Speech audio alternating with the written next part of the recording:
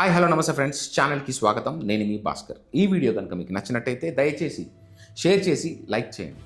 భారతదేశానికి పాకిస్తాన్కి మధ్యలో యుద్ధం అనేది త్రీ ఫ్రంట్ వార్. చాలామంది త్రీ ఫ్రంట్ వార్ అంటే ఏంటి అని అడుగుతున్నారు. త్రీ ఫ్రంట్ వార్ అంటే భారతదేశము పాకిస్తాన్తో మాత్రమే కాదు, బంగ్లాదేశ్ తోటి, అదేవిధంగా చైనా తోటి కూడా యుద్ధం చేయాల్సి ఉంటుంది.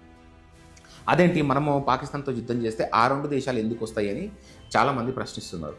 డెఫినెట్గా వస్తాయి. ఎందుకంటే జియోగ్రఫికల్గా మనం అబ్జర్వ్ చేసినట్టయితే మనతో పాటు బార్డర్ పంచుకుంటున్న దేశాలు బంగ్లాదేశ్, పాకిస్తాన్, చైనా. వీళ్ళకి మనకి ఉన్న లింక్స్ కావచ్చు, రిలేషన్షిప్స్ కావచ్చు, అదేవిధంగా చాలా రకమైన కారణాలు ఈ త్రీ ఫ్రంట్ వార్కి కారణం. ఇది ఈ వీడియో ఎండ్ వరకు మీరు అబ్జర్వ్ చేసినట్టయితే మీకు క్లారిటీ అనేది వస్తుంది. So friends, please do watch this video till end. ఈ త్రీ ఫ్రంట్ వార్, వీటికి ఉన్న రిలేషన్స్, లింక్స్ గురించి మాట్లాడుకోపోయే ముందు ప్రస్తుతం పాకిస్తాన్ ఏ పొజిషన్లో ఉందో మనం ఒక్కసారి చర్చించుకుందాం. మీ అందరికీ తెలిసిందే, పాకిస్తాన్ ఆర్మీ చీఫ్ అసీఫ్ మునీర్ మాట్లాడిన మాటలు ఎంత పెద్ద దుమారం లేపాయో. ఆ తరువాత ఖ్వాజా ఆసిఫ్ అనే ఒక వ్యక్తి, డిఫెన్స్ మినిస్టర్ ఆఫ్ పాకిస్తాన్, డైరెక్ట్గా ఒప్పుకోవడం జరిగింది. మాది ఉగ్రవాద దేశము, మేము ఉగ్రవాదాన్ని పెంచి పోషిస్తాము, దానికి గాను మాకు కొన్ని దేశాలు ఫండింగ్ చేస్తున్నాయి. ఆ దేశాల్లో అమెరికా ఉంది, at the same time Britain కూడా ఉంది అని డైరెక్ట్గా ఒప్పుకున్నాడు. అంతేకాకుండా ఇప్పుడు రీసెంట్గా పాకిస్తాన్కి సంబంధించిన ఒక లేడీ మేయర్, ఆ లేడీ పేరు వచ్చేసి మొహమ్మద్ జైఖాన్. తాను ఎంత దారుణంగా మాట్లాడుతుందంటే, ఎస్, మేము ఇండియాని అటాక్ చేస్తాము, ఇండియాని క్యాప్చర్ చేస్తాము, అయోధ్యని డిస్ట్రాయ్ చేస్తాము, అయోధ్యని మొత్తం కూలగొట్టేస్తాము, అక్కడ బాబ్రీ మసీద్ మళ్ళీ మేము కడతాము, అక్కడ మొదటి జుట్టుక మా ఆర్మీ చీఫ్ అయిన అసీఫ్ మునీర్ అక్కడ పెడతాడని చెప్పి పెద్ద పెద్ద మాటలు మాట్లాడుతుంది ఈ మేడం. వీళ్ళకి ఎంత ఒళ్ళు పొగరో, అసలు బలుపు ఒకసారి మీరు ఆలోచించండి. అయితే పాకిస్తాన్ పొజిషన్ ఏంటో మీకు తెలుసా? పాకిస్తాన్లో ఉన్నటువంటి బలోచిస్తాన్ లిబరేషన్ ఆర్మీ అనేది రోజు రోజుకి వాళ్ళ మీద దాడి చేసి వాళ్ళ సైనికులని దెబ్బతీయడం జరుగుతుంది. అదేవిధంగా మనం ఏ రోజుకి ఆ రోజు మనం వినొచ్చు, 10 మంది చచ్చిపోతున్నారు, 20 మంది చంపిస్తున్నారు. బలోచిస్తాన్ ఆర్మీ వాళ్ళ ఫ్రీడమ్ కోసం పాకిస్తాన్ ఆర్మీ మీద విరుచుకుపడుతుంది. అక్కడ సోల్జర్స్ దొరికితే చంపేస్తుంది, లేకపోతే సోల్జర్స్ని పట్టుకొని రోడ్డు మీద బట్టలు ఇప్పిస్తుంది. అతి దారుణంగా మీరు వీడియోస్ చూడొచ్చు. సోల్జర్స్ని పట్టుకొని వాళ్ళ చేతిలో బట్టలు ఇప్పిస్తుంది. పాకిస్తాన్ సోల్జర్స్ బట్టలు ఇప్పిస్తుంది బలోచిస్తాన్ లిబరేషన్ ఆర్మీ. వాళ్ళనే ఏం చేయలేకపోతుంది, మన మీదకి వచ్చి యుద్ధం చేస్తుందా పాకిస్తాన్ అనేది ఒక క్వశ్చన్ మార్క్. ఇంతే కాకుండా రోజుకొక టౌన్ని వీళ్ళు క్యాప్చర్ చేసుకుంటూ వెతుకుతున్నారు. ఎవరు? Balochistan liberation army. అంతేకాకుండా తైరేకి తాలిబాన్, ఆఫ్ఘనిస్తాన్కి సంబంధించిన తాలిబాన్స్ కూడా విరుచుకుపడుతున్నారు పాకిస్తాన్ల మీద. వీళ్ళనే ఎదుర్కోలేని ఈ పాకిస్తానులు అట్లీస్ట్ పెట్రోల్, ఒక ఇంధనం కూడా లేదు, వాళ్ళ దేశాన్ని మెయింటెనెన్స్ చేసుకునే ఆర్థిక స్తోమత కూడా లేని పొజిషన్లో పాకిస్తాను విర్రవీగి మాట్లాడుతున్న మాటలు. మనకి పాకిస్తాన్కి మధ్యలో ఉన్న వాటర్ ట్రీటీ 1960లో జవహర్లాల్ నెహ్రూ సైన్ చేయడం జరిగింది. 80% ఆఫ్ వాటర్ని పాకిస్తాన్కి ఉత్తుపుణ్యానికి దానం చేయడం జరిగింది. ఆ వాటర్ని మొన్న 22nd రోజు మన నరేంద్ర మోడీ ఆ ట్రీటీని క్యాన్సిల్ చేయడం జరిగింది. సో అది ఒక పెద్ద దెబ్బ. అంటే అదేవిధంగా మన బార్డర్లో కావచ్చు, ఇంకెక్కడైనా కావచ్చు, ఎలక్ట్రానిక్ వార్ఫేర్ అంటే సిగ్నల్స్ అన్నీ జామ్ చేసేసి వాళ్ళ ఎలక్ట్రానిక్ వెహికల్స్ కావచ్చు, లేకపోతే శాటిలైట్ సిగ్నల్స్ కావచ్చు, అన్నీ బ్లాక్ చేయడం జరిగింది. ఇలా ఒకటి తర్వాత ఒకటి మనం చేసుకుంటూ వెళ్తున్నాము. పాకిస్తాన్ని ఆర్థికంగా దెబ్బ కొట్టడం జరుగుతుంది. అయితే మనం మొదటగా బంగ్లాదేశ్ గురించి మాట్లాడుకుందాం. 1955 నుంచి 1971 వరకు బంగ్లాదేశ్ అనేది ఈస్ట్ పాకిస్తాన్ రూల్ చేస్తుండేది. అంటే పాక్ ఆర్మీ అనేది బంగ్లాదేశ్లోకి వచ్చి అక్కడున్న హిందువులని ఊచకోత కోసింది. కొన్ని లక్షల మందిని చంపింది. ఇంచుమించు లెక్కేస్తే 30 లక్షల మంది వరకు వాళ్ళని చంపేసిందని ఒక టాక్. అక్కడి నుంచి రెఫ్యూజీస్ లాగా వాళ్ళ బాధలు తట్టుకోలేక బార్డర్ వరకు వచ్చి ఆ దేశం నుంచి పారిపోయి మన దాకా వచ్చారు. ఫైనల్గా ఇందిరాగాంధీ చూస్తూ ఉండలేక ఆ బార్డర్ గేట్లు ఎత్తేయడం జరిగింది. ఆ బార్డర్ నుంచి పారిపోయి మన దేశంలోకి అస్సాం కావచ్చు, బీహార్ కావచ్చు, వెస్ట్ బెంగాల్ కావచ్చు, అదే విధంగా త్రిపుర కావచ్చు, మొత్తం 10 మిలియన్ రిఫ్యూజీస్ వాళ్ళని పోషించాలంటే అంత ఈజీ కాదు. ఎందుకంటే అప్పట్లో మన ఎకనామిక్ పరిస్థితి కూడా కరెక్ట్ కాలేదు. అయినా ఇందిరాగాంధీ వాళ్ళని పోషించింది. కానీ వీళ్ళని ఎంతకన్నా ఎన్ని రోజులను పోషించగలుగుతాం, ఇది కరెక్ట్ కాదని చెప్పి ప్రపంచంలో ఉన్న ప్రతి దేశంతో మాట్లాడి వాళ్ళకి హెల్ప్ చేయడానికి ట్రై చేసింది. కానీ ఏ దేశం ముందుకు రాలేదు. పాకిస్తానీలు ఆ ఈస్ట్ పాకిస్తాన్ ఏదైతే బంగ్లాదేశ్ అనుకుంటున్నామో అక్కడ ఊచకోతలు స్టార్ట్ చేసింది. హిందువులను ఎక్కడ దొరికితే అక్కడ నరికి పారేయడం, చంపేయడం, బ్లడ్ బాత్ అని చెప్పాలి. మ్యాక్సిమం హిందూస్, అందులో ముస్లిమ్స్ కూడా ఉన్నారనుకోండి. ఈ నరరూప రాక్షసులు ఎవరైతే ఈ పాకిస్తాన్ ప్రో కావచ్చు, లేకపోతే వీళ్ళకి సపోర్ట్ చేసే వీళ్ళ ఫ్యామిలీస్ కావచ్చు, ఎవరైతే ఈ ఆర్మీ పీపుల్ ఉన్నారో ఇందులో రజాకార్స్ కూడా ఉన్నారు. మనం ఏదైతే తెలంగాణ కోసం పోరాడాం కదా అప్పట్లో రజాకారులతోటి, ఆ రజాకారులే ఇందులో కూడా ఉన్నారు. వీళ్ళు ఇంచుమించు 13,000 మంది కంటే ఎక్కువ ఆ రజాకారులు. అసలు వాళ్ళు చేసిన మారణహోమాలు అన్నీ ఇన్ని కాదండి. ఇంచుమించు ఒక లెక్క ప్రకారం 2 లక్షల నుంచి 4 లక్షల మహిళలు, అమ్మాయిలని రేప్ చేశారు ఈ దుర్మార్గులు దారుణంగా. సో ఇది చూసి తట్టుకోలేని ఇందిరాగాంధీ ఇంకా ఏం చేయలేక ఫైనల్గా 1971లో 28 ఏప్రిల్ అనుకుంటా she took A decision finally. ఏంటంటే మీరు విక్కీ కౌశల్ మూవీ చూసే ఉంటారు, శామ్ బహదూర్ అని. అప్పట్లో మన ఆర్మీ చీఫ్ అయిన ఆయనకి చెప్పడం జరిగింది. ఆయనకు చెప్పడం ద్వారా ఆ శామ్ బహదూర్ తనకి ఒక స్పెషల్ పర్మిషన్స్ అడిగి దాని తర్వాత అటాక్ చేయడం జరిగింది. అటాక్ చేసి కొన్ని నెలల కొట్లాట తర్వాత, ఈ కొట్లాడుతున్న సమయంలో మీరు గమనించండి, ఇందిరాగాంధీ ప్రపంచాన్ని హెల్ప్ అడిగినప్పుడు బంగ్లాదేశ్ విషయంలో ఎవ్వరూ రాలేదు. ఆమె చూస్తూ ఉండే లెక్క మనం హెల్ప్ చేశాం కదా భారతదేశం.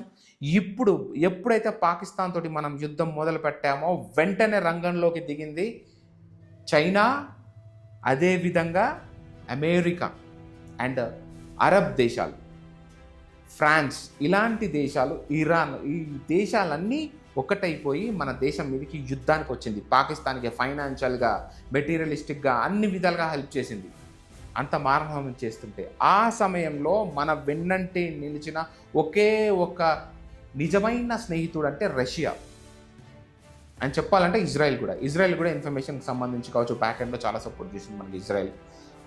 మనకి మిత్రదేశం అంటే రష్యా. అప్పుడు రష్యా మీరు భారతదేశాన్ని టచ్ చేసినా, భారతదేశంతో యుద్ధం ప్రకటించినా మీరు ఇంచుమించు రష్యా మీద యుద్ధాన్ని ప్రకటిస్తున్నట్టే అని చెప్పి వాళ్ళకి సంబంధించిన నావీ కావచ్చు, సబ్మెరైన్స్ కావచ్చు, మొత్తం మన ఇండియాని చుట్టుముట్టాయి. ఆ భయానికి అది తట్టుకోలేక నెక్స్ట్ ఈ యుఎస్ ఆర్మీ కావచ్చు, సోకాల్డ్ ఫారెన్ ఆర్మీస్ అన్నీ వెళ్ళిపోయాయి. దాని తర్వాత బంగ్లాదేశ్కి స్వతంత్రం ఇప్పించింది మనమే. దాన్ని ఫ్రీడమ్ చేసి ఫైనల్గా ఆ 10 మిలియన్ పీపుల్స్ ఎవరైతే రెఫ్యూజీస్ ఉన్నారో వాళ్ళని వాళ్ళ దేశానికి పంపడం జరిగింది. 1971లో ప్రైమ్ మినిస్టర్ ఎవరైతే ప్రైమ్ మినిస్టర్ ఉన్నారో తన పేరు రెహమాన్. ఇప్పుడు మన షేక్ హసీనా వాళ్ళ ఫాదర్, అతన్ని అప్పగించడం జరిగింది. తనే ఇండిపెండెంట్ ప్రకటించుకోవడం జరిగింది. ఇది బంగ్లాదేశ్ చరిత్ర. బంగ్లాదేశ్ ఎంత రుణపడింది ఇండియా హెల్ప్ చేస్తే ఇంతగానం మనము భారతదేశం అనేది లేకపోతే బంగ్లాదేశ్ లేదు. ఇది బంగ్లాదేశ్ చరిత్ర. విన్నారు కదా.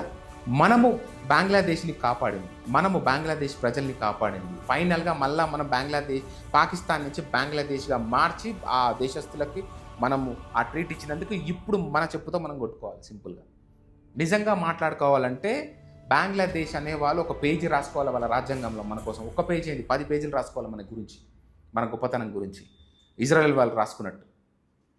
కనీసము నీతి, నిజాయితీ, అట్లీస్ట్ ఒక దానేమో గ్రాటిట్యూడ్ లేని దేశం ఏదైనా ఉందంటే అది బంగ్లాదేశ్. ఈస్ట్ పాకిస్తాన్ ఓడిపోయిన తర్వాత ఇంచుమించు 93,000 మంది ఆర్మీ సోల్జర్స్ మన దగ్గర లొంగిపోవడం జరిగింది. వాళ్ళ గన్స్తో సహా మనకు సరెండర్ అయిపోవడం జరిగింది. ఈ యుద్ధంలో ఆల్మోస్ట్ 17,000 మంది ఇండియన్ సోల్జర్స్ వాళ్ళ ప్రాణాలు ఇచ్చారు. ఇంత యుద్ధం చేసి ఇంత ఫైట్ చేస్తే ఫైనల్గా ఆ 93,000 మంది సైనికులను వదిలేయడం జరిగింది మనం. This is history. Mohammad Yunus ఈడు గ్రాటిట్యూడ్ లేని యదవ, వీడికి నోబెల్ పీస్ ప్రైజ్ ఎందుకు ఇచ్చారో ఎలా ఇచ్చారో నాకైతే అర్థం కావట్లేదు. వీడు మాట్లాడే మాటలు అంటే చైనాతో కలిసి we are the guardians of bay of Bengal అని మాట్లాడుతుంది. వీడు బే ఆఫ్ బెంగాల్కి గార్డియన్ అంటే ఎందుకంటే ఇండియాకి సంబంధించిన 7 సిస్టర్ స్టేట్స్ ఏవైతే ఉన్నాయో, అస్సాం కావచ్చు, త్రిపుర కావచ్చు, మేఘాలయ కావచ్చు, అరుణాచల్ ప్రదేశ్ కావచ్చు, వీళ్ళు సముద్రానికి ఇంకా వీళ్ళకి ఎటువంటి సంబంధం లేదు, మాత్రమే వీళ్ళు కనెక్ట్ కావాలి, వేరే చాయిస్ వీళ్ళకి లేదు. చికెన్ నెక్ అనేది ఇంత ప్లేస్ ఉంది, దాన్ని కనుక బ్రేక్ చేసినామంటే ఇంకా చైనాకి అడ్డు ఉండదు అన్నట్టుగా మాట్లాడుతున్నాడు. చైనాకి మేము సపోర్ట్ చేస్తాము, హైడ్రో పవర్. అసలు వీడు ఏం మాట్లాడుతున్నాడో, వీడు ఎదవనా, వీళ్ళు ఏమనాలో అర్థం కావట్లేదు మొహమ్మద్ యూనిస్ గాని. దానికి కానీ ఇండియాకి ఇచ్చిన వెంటనే ట్రీట్ ఏం తెలుసా వీడికి, మన దగ్గర నుంచి యూరోపియన్ కంట్రీకి ఏదైతే ట్రేడ్ చేస్తున్నో అది వెంటనే స్టాప్ చేసాం. ఇప్పుడు వీడు మొత్తం సముద్రం దాటి వెళ్ళి ట్రేడ్ చేయాలి. సో ఇది ఫ్రెండ్స్, యునిస్ లాంటి దేశ ద్రోహులు ఉంటే దేశం ఎంత దుర్భర పరిస్థితికి వెళ్తుందో అని చెప్పడానికి ఎగ్జాంపుల్ బంగ్లాదేశ్. షేక్ హసీనాని ఎల్లగొట్టేశారు. ఇప్పుడు వీడు ప్రస్తుతం ప్రైమ్ మినిస్టర్ అయి కూర్చున్నాడు అక్కడ. సో బంగ్లాదేశ్ చరిత్ర ఇది ఫ్రెండ్స్. ఇప్పుడు మనం చైనా గురించి మాట్లాడుతున్నాం. భారతదేశానికి చైనాకి ఉన్న ల్యాండ్ డిస్ప్యూట్స్ ఏంటి, ఇంకా వేరే విధమైన ప్రాబ్లమ్స్ ఏమైనా ఉన్నాయా, ఇప్పుడు మనం డిస్కస్ చేద్దాం. 1950లో చైనా టిబెట్ని ఆక్యుపై చేద్దామని చూసినప్పుడు బ్రిటన్ కావచ్చు, నెహ్రూ కావచ్చు మాట్లాడడానికి ట్రై చేశాడు, కానీ చైనా వినలేదు. పీపుల్స్ రిపబ్లిక్ ఆఫ్ చైనా టిబెట్ని ఆక్యుపై చేసింది. అప్పటికి దలైలామాకి చాలా చిన్న పిల్లవాడు అనమాట. 14th దలైలామా చాలా పిల్లవాడు కాబట్టి తనని బెదిరించి తనతో సంతకం చేయించుకొని టిబెట్ని తన అండర్లోకి తీసుకున్న తర్వాత 1959లో దలైలామా అక్కడి నుంచి పారిపోవడం జరిగింది. పారిపోయి ఇండియాకి శరణార్థుడుగా వచ్చారు. అప్పుడు ఇండియన్ గవర్నమెంట్ ఒక పొలిటికల్ అసైలం ఇచ్చింది ఆయనకి. ఎప్పుడైతే ఇండియన్ గవర్నమెంట్ పొలిటికల్ అసైలం ఇచ్చిందో దలైలామాకి, అప్పటి నుంచి మనకి చైనాకి మధ్యలో ఇంకా రిలేషన్షిప్ పాడైపోయింది. సో అంతేకాకుండా గవర్నమెంట్ ఎక్సైల్ ఇన్ ధర్మశాల, అంటే ధర్మశాల నుంచి తన గవర్నమెంట్ని నడుపుతున్నాడు దలైలామా. సో ఇది ఎప్పటికైనా చైనాకి థ్రెట్ అన్న విషయం చైనాకి తెలుసు. స్టిల్ ఇప్పటికీ ఇంకా దలైలామా మన ఇండియాలోనే హిమాచల్ ప్రదేశ్లో ఉన్నాడు. ఇక్కడి నుంచే ఇది ఎప్పటికైనా చైనాకు తెలుసు. ఇప్పుడు కాకపోయినా ఇంకెప్పుడైనా సరే వాళ్ళు ఇండిపెండెన్స్ క్లెయిమ్ చేస్తారని, టిబెట్ కోసం కొట్లాడతారని. సో ఫస్ట్ ఈ థ్రెట్ అనేది చైనాకి మైండ్లో ఉంది.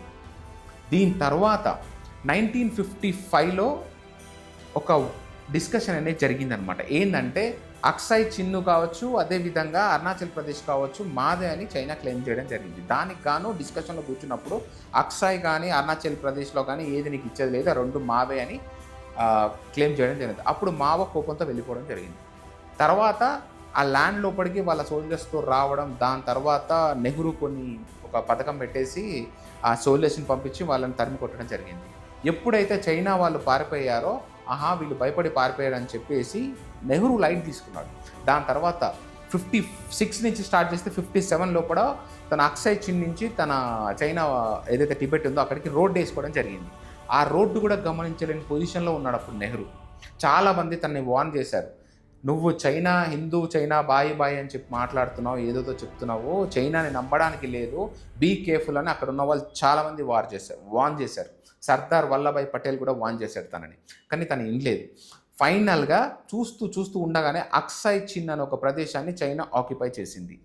అప్పుడు అక్కడ కేవలం 10,000 మంది సైనికులు మాత్రమే అక్కడ ఉండేవాళ్ళు. వాళ్ళకి కరెక్ట్గా డ్రెస్ లేదు, షూ లేదు, గన్స్ లేవు, ఎలా ఫైట్ చేస్తారు? సో ఆ యుద్ధంలో మనం ఓడిపోవడం జరిగింది.